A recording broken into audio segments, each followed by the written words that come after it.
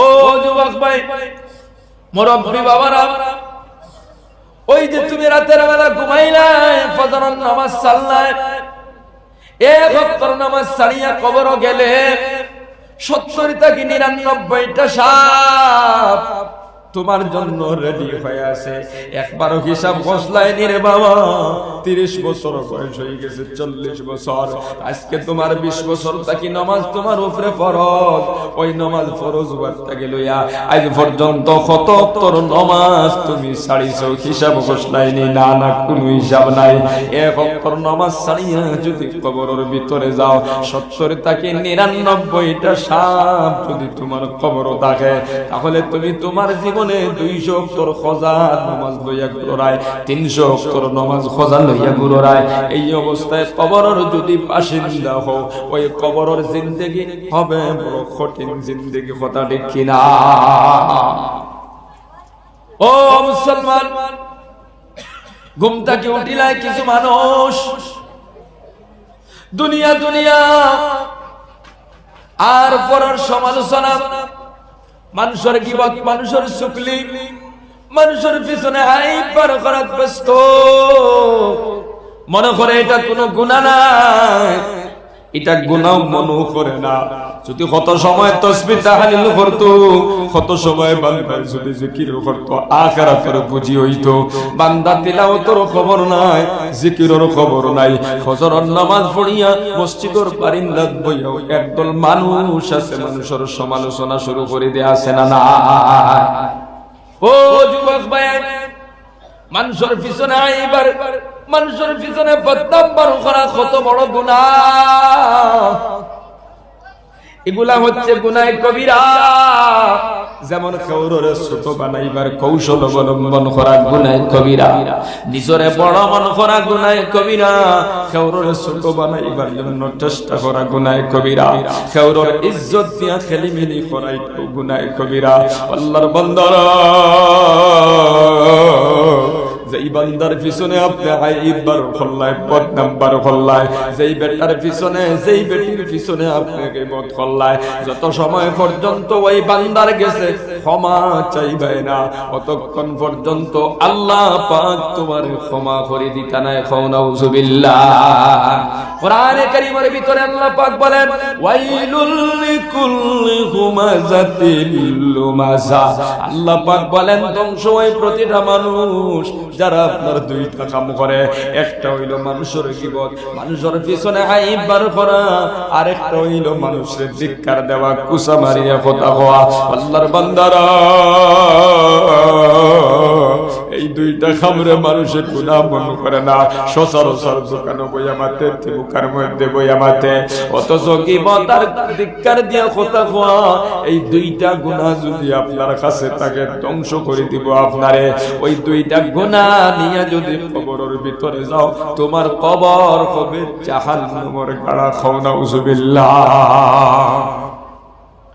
ও মুসলমান, মানুষের পিছনে আইব বার করা, মানুষের পিছনে গীবত করা, এটারে আপনি মনে কতরা কোনো গুনাহ নাই। কোন কথা শুনলা, সমালোচনা শুরু করে দিলা, আপনি যদি তাহকিক না করিয়া, তদন্ত না করিয়া কোন মানুষের বিরুদ্ধে একটা কথা হয়, আর যদি তোমার জবান থেকে উচ্চারণ হয়, ও মুসলমান, গুনাহ কবিরা হল্লায়, ওই গুনাহ কবিরা নিয়ে যদি কবরের ভিতরে যাও, তোমার কবর হবে জাহান্নামের গাড়া। কারণ একজন বান্দা জাহান্নামে যাইতে একটা কবিরা গুনাহ নিয়ে যদি যাইতে, তার জন্য যথেষ্ট। আল্লাহ পাক যদি ক্ষমা করিয়া না দেন, তোমার কোনো উপায় থাকবে না। তুমি যে সকালে কোনে থাকি উঠিলা, তুমি মুখের মধ্যে বইয়া, দোকান বইয়া, মার্কেট বইয়া মানুষের সমালোচনা করদায়, তুমি যে বাজার বইয়া সমালোচনা করদায়, তুমি নিজে তাসবিহ তাহলিল দিয়া, তোমার এই জবান দিয়ে জিকির আজকার বন্ধ করিয়া, তোমার এই জবান দিয়ে কোরআনের তিলাওয়াত বন্ধ করিয়া, শুধু মানুষের সমালোচনা লইয়া, মানুষের গীবত লইয়া, মানুষের চুগলি লইয়া, মানুষের পিছনে আইব পার করা লইয়া তুমি ব্যস্ত হয়ে গেলা। আল্লাহর বান্দারা, তুমি মনে করো এটা কোনো বড় গুনাহ না, অথচ আমার নবী ফরমান আল গীবাতু আশাদ্দু মিনাজ জিনা আও কামা কালা আলাইহিস সালাতু ওয়াস সালাম। আল্লাহর নবী বলেন মানুষের গীবত করা, মানুষের পিছনে হাইবার করা জিনার চাইতেও আরো বড় গুনাহ। নাউজুবিল্লাহ। প্রশ্ন হইল জিনার চাইতে বড় গুনাহ কি? ও মুসলমান, জিনার সম্পর্ক আল্লাহর সাথে, অর্থাৎ আল্লাহর হক নষ্ট করলাই। আর গীবতের সম্পর্ক হলো বান্দার সাথে। জমিনের মধ্যে তুমি জিনা করিলাইছো, আল্লাহর কাছে ক্ষমা চাইলে আল্লাহ যদি চান তোমারে ক্ষমা করে দিলাইতে পারেন। কিন্তু যদি কোনো বান্দার পিছনে আপনি বার করেন, কোন বান্দার পিছনে আপনি যদি গীবত করেন, কোন বান্দার পিছনে আপনি বদনাম বার করেন। আজকে তো কিছু মানুষ সমাজের ভিতরে আছে, আপনার মানুষের সমালোচনা করতে করতে শেষ পর্যন্ত যে ইমামের পিছনে নামাজ পড়ে ইমামের পর্যন্ত ছাড়ে না, আছে না? ও যুবক ভাই, এই গুনার সম্পর্ক আল্লাহর সাথে না, এটা হলো বান্দার সাথে। আপনি বান্দার হক নষ্ট করছো। 50 বারও যদি মক্কা শরীফ গিয়া আল্লাহর ঘর তরিয়া খান্দিতে থাকো, চকুর পানি ভালাও, আল্লাহ পাক বলবেন বান্দা আমার হক নষ্ট করছ না, বান্দার হক নষ্ট করছ। যত সময় পর্যন্ত আমার বান্দার হক, আমার বান্দার কাছে ক্ষমা চাইবি না, আমি আল্লাহ তোরে ক্ষমা করিয়া দিতাম না। নাউজুবিল্লাহ।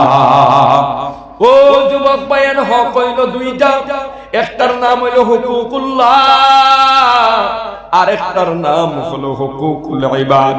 হুকুকুল্লাহ মানে আল্লাহর হক নষ্ট করা।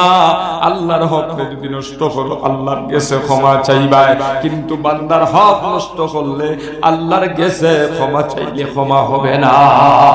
খেউরের জমিন আত্মসাৎ করি আল্লাহর কাছে খান দিলে হইতো না। 50,000 টাকা খরচ নিসলাই, 20,000 টাকা তার কাছ থেকে খরচ নিলাই। আল্লাহর বান্দায় অপেক্ষা করতে করতে দোকানে বইয়া একদিন খুঁজিলাইছে, এবার তোমার সেন্টিমেন্টে ধরিলাইছে, ঘোষণা করে দিলাই দিতাম না। গরিব বেটায় ডরাইয়া কোনো কথা কয় না। তুমি ওই 10,000 টাকা আমারে দিলাই রে বান্দা, তুমি মন কড্ডাইনি হজ করিয়া আল্লাহর কাছে খান দিয়া তাহাজ্জুদের নামাজ পড়িয়া বেহেশত যাইতে গিয়া যত সময় পর্যন্ত 10,000 টাকা ঘুরাইয়া দিয়া ক্ষমা চাইবাই না, অতক্ষণ পর্যন্ত আল্লাহ পাক তোমার ক্ষমা করে দিতা না।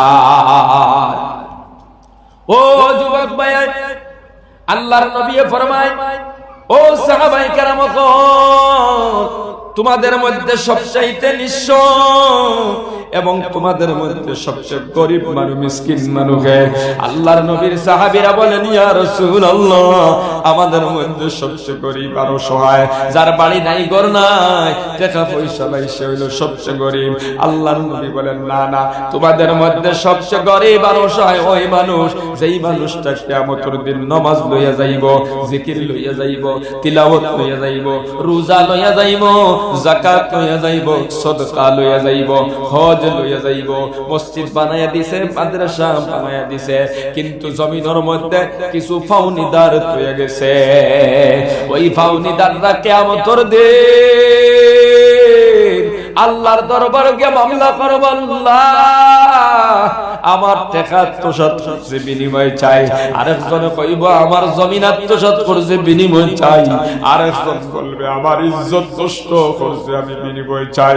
আরেকজনে কইব আমার গীবত করছে আমি বিনিময় চাই। আরেকজনে কইব মানুষের সমাজও আমার তাপ্পর করছে আমি বিনিময় চাই। এইভাবে সব পাওনাদাররা কিয়ামতের দিন ওই নামাজি, রোজাদার, ইমানদারের কাছ থেকে সব নেকি লইয়া যাইব গিয়া খালি হাতে ওই বান্দা একবারে নিঃস্ব হয়ে যাবে। নবীজি বলেন, তার মতো গরিব আর অসহায় কিয়ামতের দিন কেউ থাকবে না। ও যুবক ভাই, মুরব্বি বাবারা একটা কথা জানা রাখিও, দোকানে ভাই একজনের বিরুদ্ধে মাত মাতিলাই, তুমি মন গড্ডায় কিচ্ছু নাই, কিয়ামতের দিনের বিনিময়ে কিন্তু নাকি দেওয়া লাগবো। আরেকজন বান্দার পিছনে আইব বার হল্লাই কিয়ামতের দিন বিনিময় চাইবো বান্দা।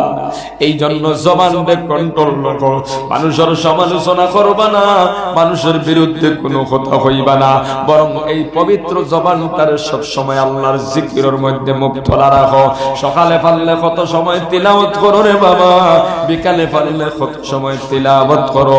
মানুষের গীবত আর চুগলির মধ্যে, মানুষের সমালোচনার মধ্যে, মানুষের কথা লই আপনি জমিনে ঘুরতে থাকবা না, বরং আল্লাহ আল্লাহ করি আপনি চিন্তা করে কাটাও যে কোন সময় মউত আইব, কবর যাওয়া লাগবে, কথা ঠিক কিনা?